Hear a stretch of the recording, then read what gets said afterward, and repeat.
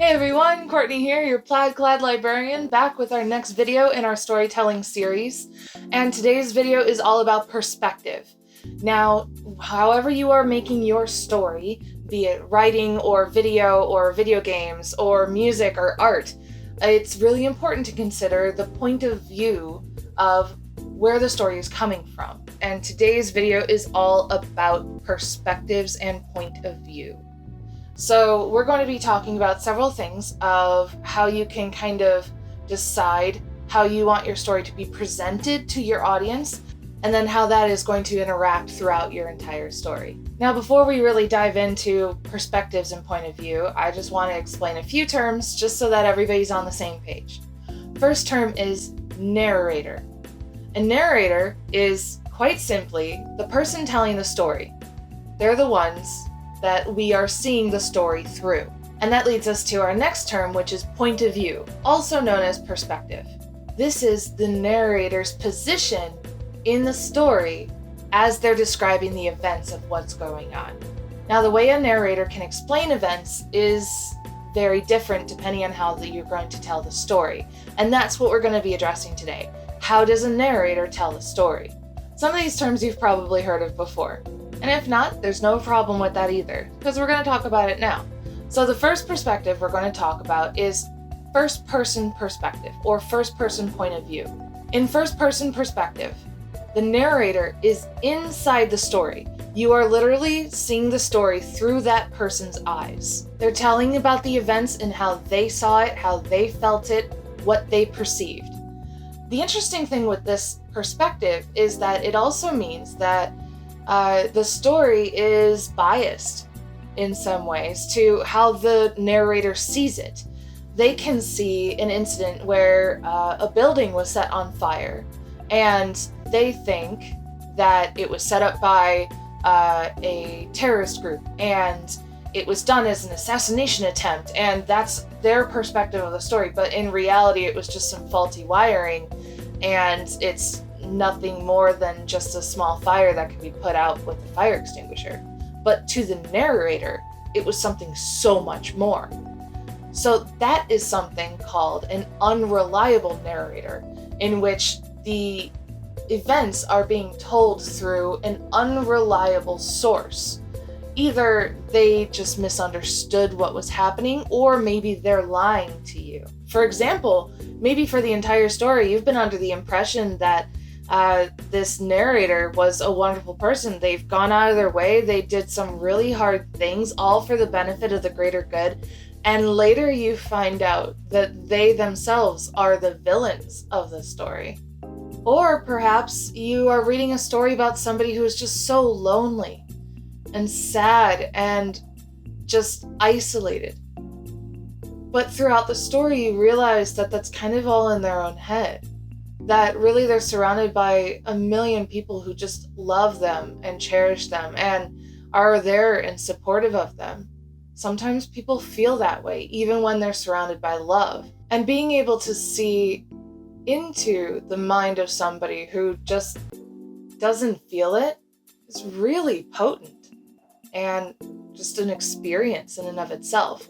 And stories allow us to glimpse into mindsets and experiences of people who are not ourselves. Now, did you know that stories have pronouns? They do, just like people in real life, and it's really helpful that when you are writing or creating a story to use the correct pronouns, just like in real life, because otherwise it feels just kind of weird.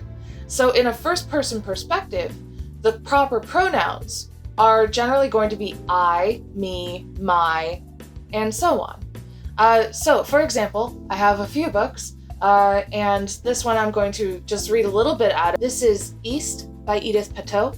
It is a sort of retelling of an old folk tale called East of the Sun and West of the Moon. And I've read it years and years ago and loved it. And the sequel just came out this year, so I'm excited to read that. But I'm going to read you a very quick portion of this book just to kind of give you an idea of what first-person perspective is like. So this is coming from a character named Rose. I could say that I felt guilty and ashamed about the trouble I was always getting into when I was a child, driving my mother to her wits' end on a daily basis. But the truth is that I never did feel either of those things.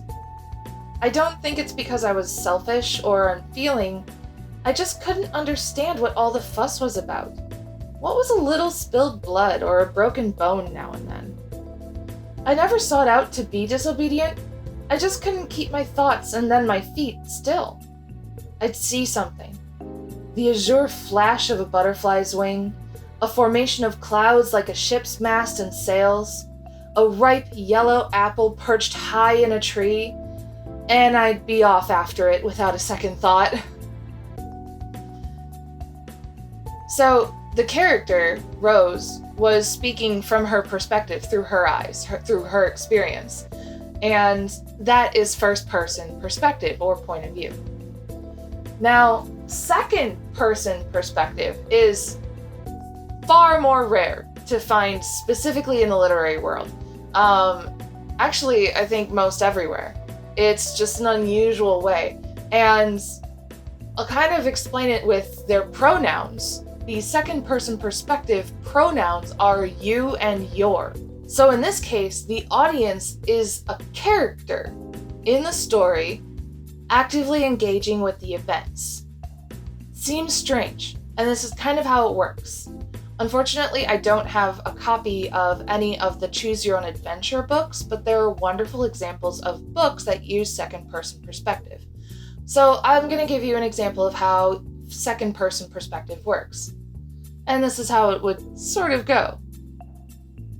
You finish watching the video, thinking about all the different ways that you can make a story of your own that works out well. But you're interrupted by a sound of your stomach grumbling. Apparently you hadn't eaten today. So deciding to cater to the whims of your stomach, you go downstairs to make yourself a snack. Unfortunately, you did not see the loose sock that had fallen on the steps from when you brought your laundry up. And stepping on it, it slipped out from underneath you. You feel a sense of weightlessness, very quickly followed by the shock of hitting something hard, and then pain and confusion as the world just rambles past you as you tumble down the stairs.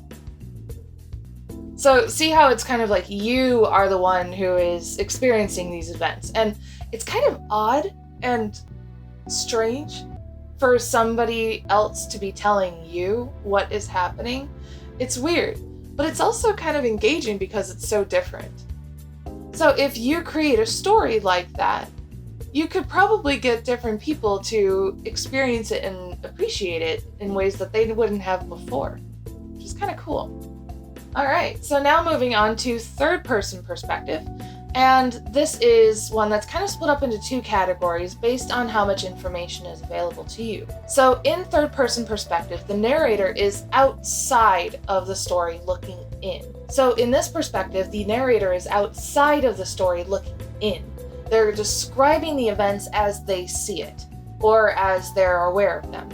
So pronouns you're going to be finding in these kinds of stories are going to be describing things with like they, them, it, he, her, she, his, that sort of thing. It's as though the narrator is sitting next to us describing what's going on versus how they interact in the other perspectives. So there are two different kinds of third-person perspective, and the first one is called a limited perspective. This means that the narrator only has access to some of the thoughts and feelings of the characters within the story. This is basically them just describing the events of the story as it happens, instead of kind of diving into what's going on in the characters' heads. So I'm going to show you an example of that using Odd and the Frost Giants by Neil Gaiman. So this is chapter 2 of this story, and it starts with Odd, who is the main character. Odd was woken by something scratching against the hut. He pulled himself up to his feet, thought briefly about tales of trolls and monsters, hoped that it wasn't a bear, and then opened the door. It was daylight outside, which meant it was late in the morning, and a fox was staring up at him insolently from the snow. Its muzzle was narrow, its ears were pricked and sharp, and its expression was calculating and sly. When it saw Odd was watching, It jumped into the air as if it were trying to show off and retreated a little way and then stopped. It was red-orange like flame, and it took a dancing step or two towards Odd, and then turned away and then looked back at Odd as if it were inviting him to follow. It was, Odd concluded, an animal with a plan. He had no plans other than a general determination never to return to the village. And it was not every day that you got to follow a fox. So he did. And then the rest of the story happens. But in this case, you're not really getting a deep look into what Odd was feeling, experiencing. You're just kind of getting like surface level stuff. Just things that you can kind of see. Imagine if you were in this situation and you were just kind of looking at it, you could probably see that Odd's going, it's kind of weird. He's thinking about it. Like you can see that thought going on in his head, and then he just kind of goes, all right, I guess I'm gonna go after this fox. And you could see that decision happening on his face through his expressions. So these are things that you normally would have been able to observe anyway. So that's a limited perspective. Now there's this thing called omniscient perspective. And omniscient means that you have access to information that you normally wouldn't have.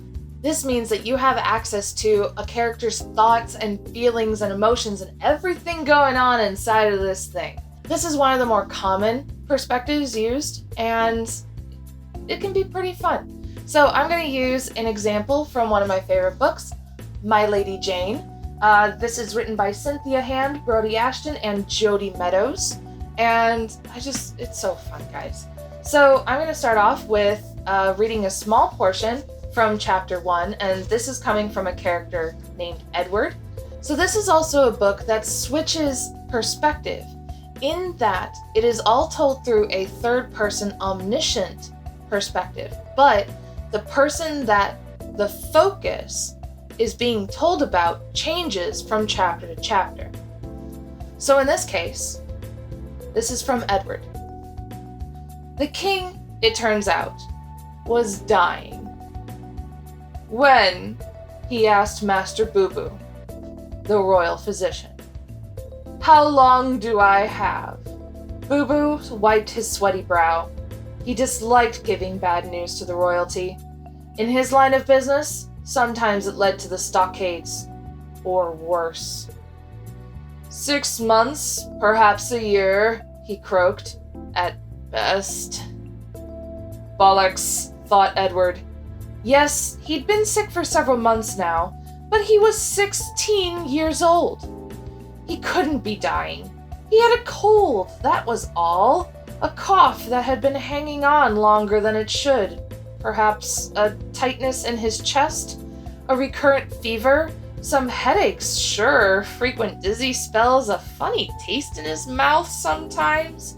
But dying? So, in this case, you not only got to see an inside look of what was happening on in Edward's head, but you also got a glimpse of what was going on in Master Boo Boo's head. So that's kind of what omniscient perspective is like. You're getting a closer view of what's going on inside. Now, if you are creating a story through omniscient perspective, there are some things that you should be aware of. There is such a thing as too much information. When you are creating an omniscient third-person perspective, you should consider how much information you're going to be giving somebody. You can be sitting there talking about Edward and how at that moment he felt like this and his nose was runny and these things too and all these aching things and he didn't think about that and also he was thinking about these things and all that whole bunch of stuff that's not really important, kind of overload and frankly, ew. But you're given just enough information to kind of explain the situation, how he's feeling and what is going on, and then you can move on with your story. So if you are writing or creating a story that is from a third-person perspective with an omniscient view, consider what you want to give, how much you want to give. You don't have to tell absolutely everything because you're the narrator and you're the one deciding what people are told. It's pretty fun. Now, if you're curious about how perspective is used in different types of media, like music and movies and so on, feel free to look it up. There is a list on Wikipedia of movies that have been filmed in the first-person perspective, and they're pretty interesting. Some of them I'm sure that you've probably seen and didn't even realize that there was at least a portion of that film shot through a first-person perspective. Mostly we see movies as a third-person narrative, where we are sitting as an audience and we're seeing everything going on. But can you imagine a first-person perspective movie where you are the one experiencing the events through the screen? That's pretty cool. And with that, we're coming to the end of our story, and that means it's story prompt time. So here is my list of options. Let's see. How about this? Tell me a story about an animal that causes a huge problem. And this gives you an opportunity to practice your perspectives if you so wish. Alright, can't wait to see what you all do. Feel free to comment or share and let us know how everything goes, and I hope to see you all later. Bye!